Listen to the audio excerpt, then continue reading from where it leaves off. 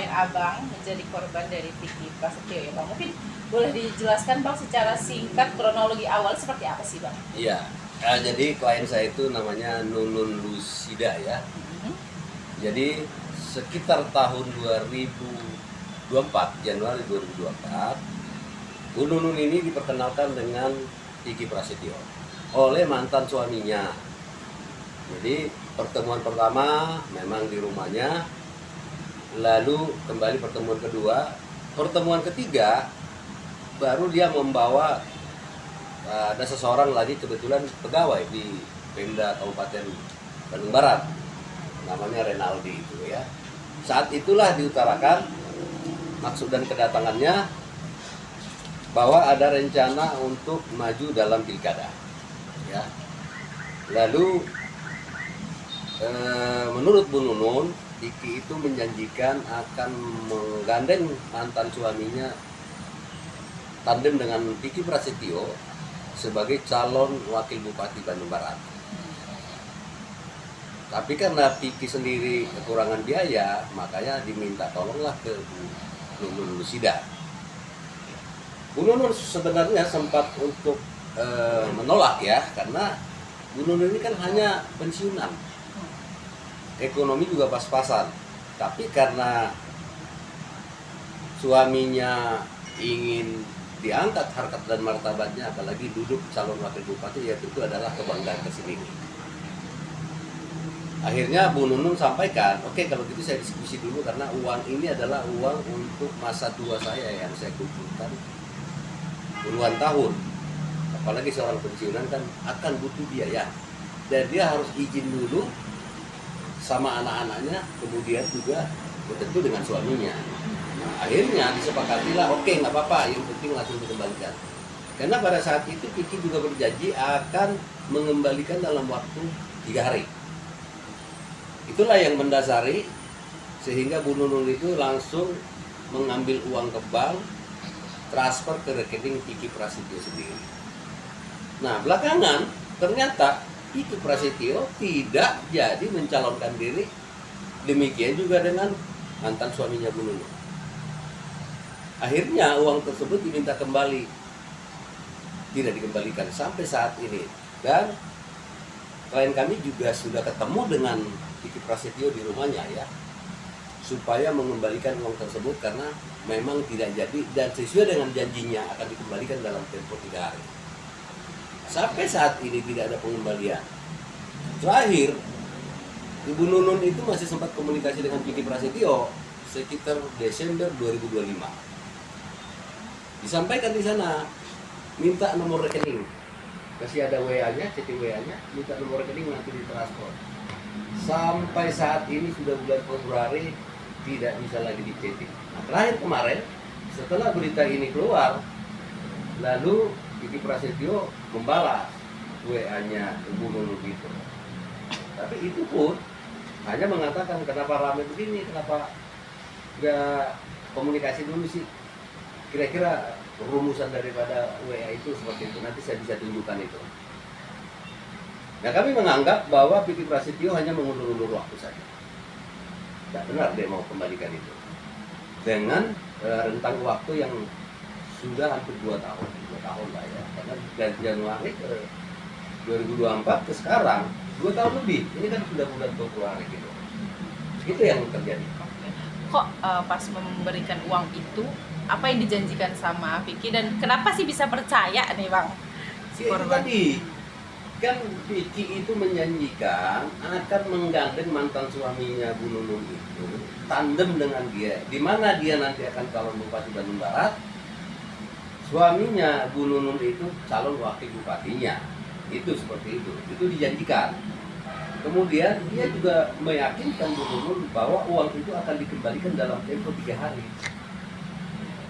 Nah, itulah yang mendasari Bu Nunun itu sangat yakin, apalagi kan ada suaminya di situ.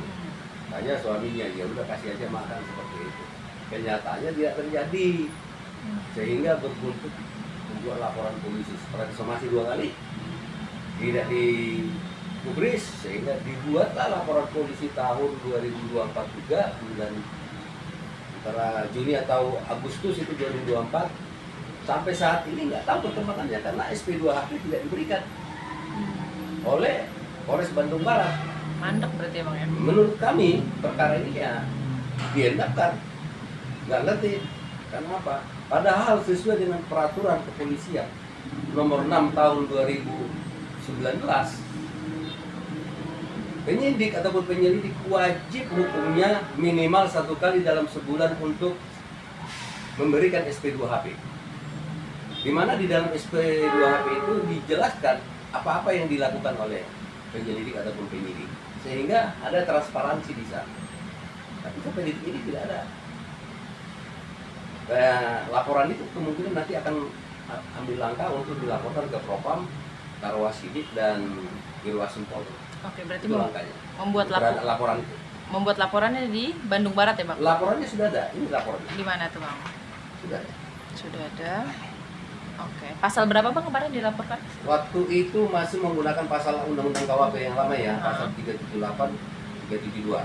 Nah kalau sekarang kan karena ada hukum pidana yang baru, pasal 492 junto pasal 486, kayak itu. Tapi ini masih laporan yang lama. Laporan. Ya tentu pasti ada pembaruan gitu. Itu tinggal menyesuaikan aja sesuai dengan hukum pidana yang baru. Kalau waktu itu ancaman hukumannya berapa tahun Bang? Kalau ini ancamannya 378 dengan 372 itu 4 tahun. Tetapi di hukum yang baru sekarang, hukum pidana yang baru sekarang, ada denda 200 juta. Kalau di KUHP yang lama kan tidak ada itu.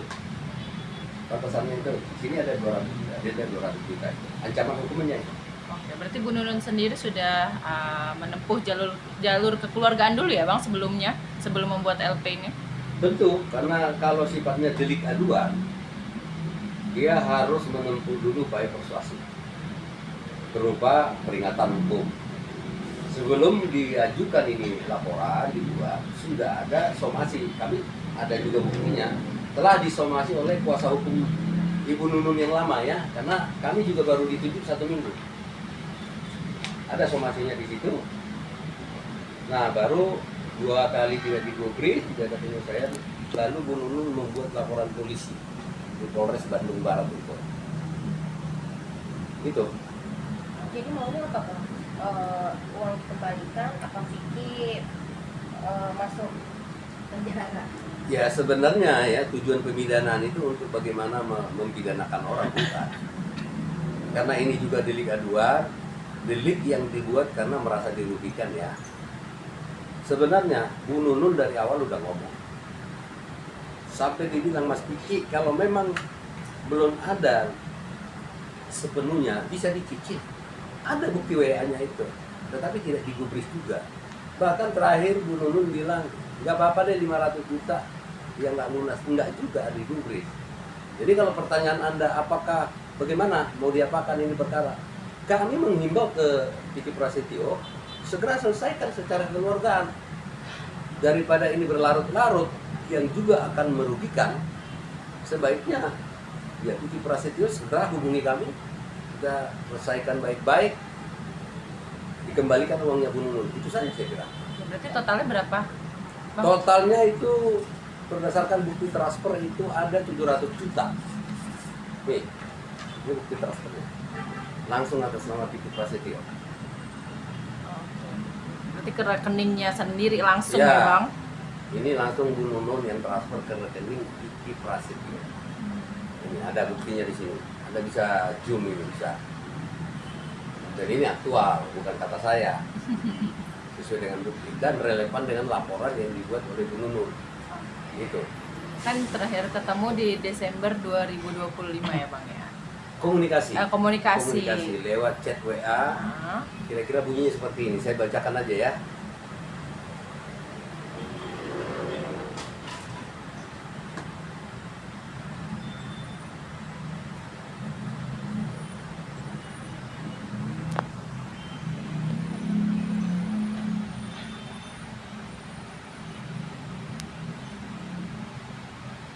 Nah, ini kemarin setelah ini viral berita, ini ada WA dari Vicky ke Bu Nunun.